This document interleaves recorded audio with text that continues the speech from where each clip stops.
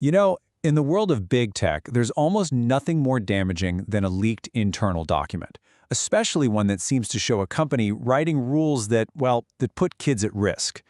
Today, we're diving into the scandal that absolutely erupted when Meta's private guidelines for its AI chatbots went public. Yeah, that single phrase, buried deep inside an internal guide, is what set off a massive firestorm. It came from a document that was never, ever meant for us to see, and it detailed how Meta's AI should interact with its youngest users. The whole thing raised some really troubling questions about safety, responsibility, and what is actually going on behind the closed doors of AI development. So, how in the world did we get here? Well, it all kicked off with a bombshell leak that seemed to catch one of the biggest tech companies on the planet completely flat-footed. Okay, so picture this. It's mid-August, and journalists get their hands on this document. It's called the Gen AI Personas Responsible Use Guide. And this wasn't some vague memo, you know? It was a detailed playbook, a step-by-step guide from Meta's own teams on how to build and train the personalities for their AI. And what was inside was pretty explosive. This brings us right to the heart of it all. What did these guidelines actually say? Let's break down exactly what was in that document. So the guide's official purpose was to instruct the developers. Think of it like a rule book for giving an AI a personality, how it should talk, what it can talk about, and crucially, where it's supposed to draw the line.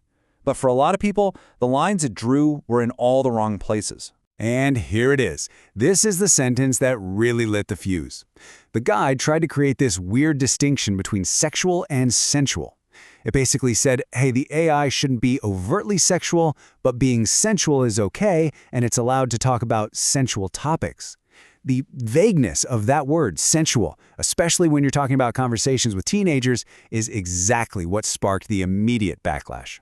And it didn't just stop there. Oh no. The guide went on to list specific topics that were apparently okay for its AI to discuss with users who were minors.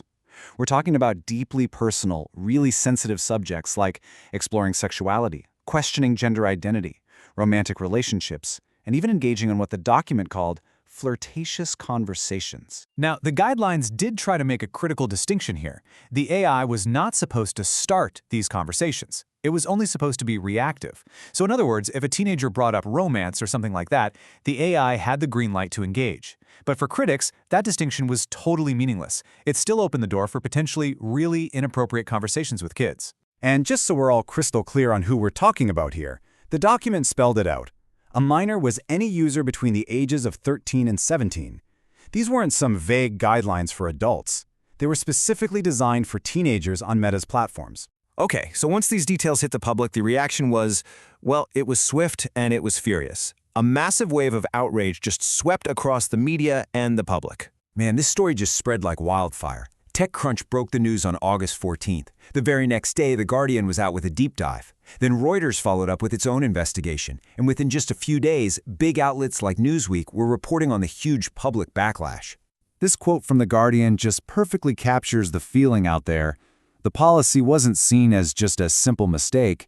It was framed as something actively dangerous and predatory, which, as you can imagine, put a giant target on Meta's back. All the criticism really boiled down to four key arguments.